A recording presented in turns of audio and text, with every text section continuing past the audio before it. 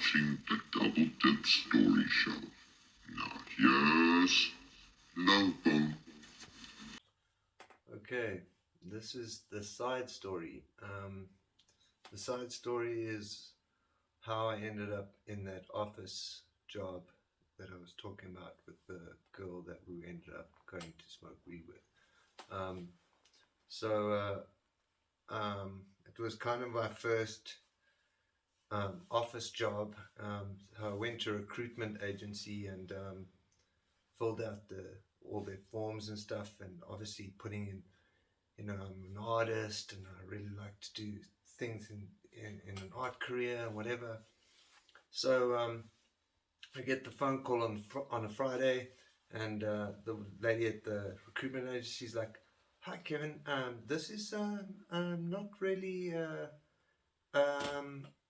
what do you call it? This is not really your type of job. But if you're interested, you can go. You can. It's not really an art job." But so I was like, "Okay, cool."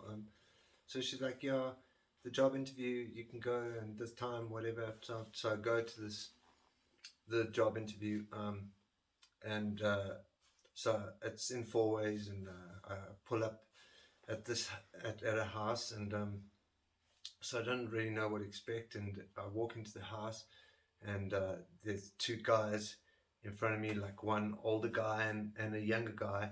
Um, and they obviously hit me with the business, and who and what do you, and so yeah, and so I managed to answer all the questions right, and they were like, oh, probably they were just looking for anybody, you know what I mean. I don't think I answered any questions right. So and then so they were like, yeah, cool, man, you're hired for the job, you know what I mean. So I was like, wow, okay, cool. So the younger guy comes and he's like, yeah, welcome to the job, you'll be working under me, and so I'm like, okay, cool. So I think this guy's like older than me just from like the way he's going on anyway, and so he's like, okay, cool. And so I'm like, yeah.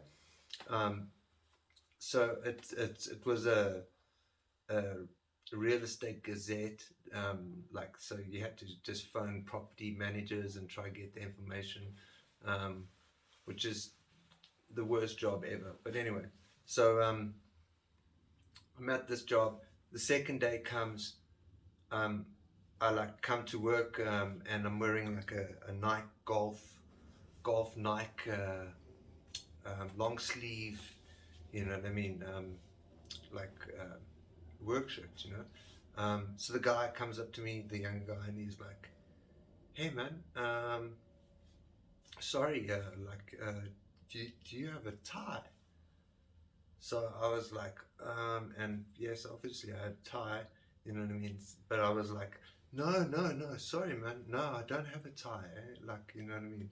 Thinking that if I just like block it off and say, like, you know what I mean? Like, I don't think we need to wear a tie, dude. This is a house that we're working in. It's not like as if we're working in like a business environment, you know what I mean? So I'm just trying to like keep it like smart casual. But no, this guy, the very next day, pulls up with a kit bag, with a whole lot of Sunday school shirts, like all like plaid shirts. Funny enough, like all the shirts didn't have collars, so you couldn't really wear a tie with it, you know what I mean. And so like, but like it seemed like hand-me-downs, you know what I mean. And then and then at the bottom he like had like a pair of work shoes, you know what I mean. And like to me that was like, like I just felt like so degraded, because I was like, dude, you didn't even ask me my shoe size, you know what I mean. The shoes didn't even fit me, you know what I mean. It was just like, oh, I thought you would just look smart in those shoes, like yeah, I don't know, like. But anyway, so like, so anyway, I kind of had to wear a tie to work and stuff, and it was just such a horrible job. It was like you had to phone so many people every day, and it was impossible for you to get the information that you needed to get for the job.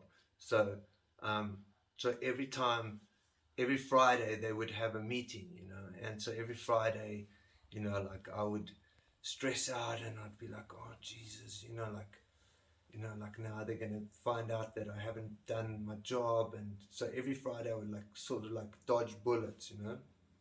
So the one Friday, which was kind of the crescendo to me working at this place, um, was my younger boss like went to Raymer and was this heavy like bust out Christian guy. So as we're about to start the meeting, like he says like, listen, everybody, I'd like to pray for the company, you know.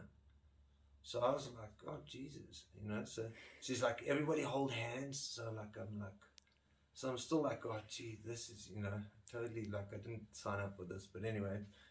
So now he's next to me and he holds my hand and he starts praying and he's like, God, I'd love to bless the company. The company must be blessed by God. All like the type of things that, religion and money, I guess it's perfect. But yeah, anyway. So he goes, oh no, but he's getting riled up by this prayer and he's squeezing my hand and I'm just like, oh my God. And then as I look over, like everybody's got their eyes closed except for me and the secretary, which was the only person that kind of was young enough to suss out what the hell am I doing in this company. You know what I mean? So she's looking at me like laughing her head off, thinking, like you're gonna bust out laughing any second, because I'm like just looking at him, squashing my hand, and I'm just like, so he's like, and Jesus and then next thing he just like lets go of my hand, and we're in like this meeting that's like got sliding doors on either side, like with the table in the middle. So, and he busts out one of the sliding doors, and then like cruises into the garden, onto his knees, and starts talking in tongues like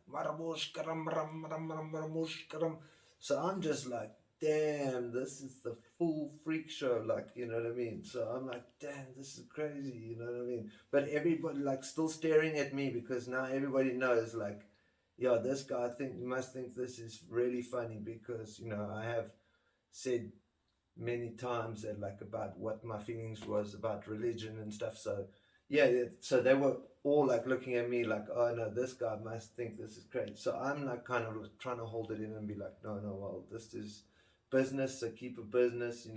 But just looking at this going, what the hell is going on here?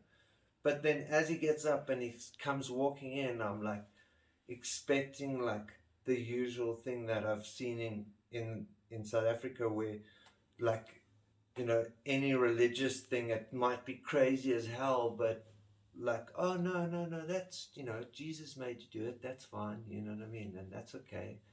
So I'm expecting this to happen, and so the guy walks in the door and like he's like and the older guy just that owns the company just turns and looks at him and just goes, listen man, go pack up your shit and get out of here.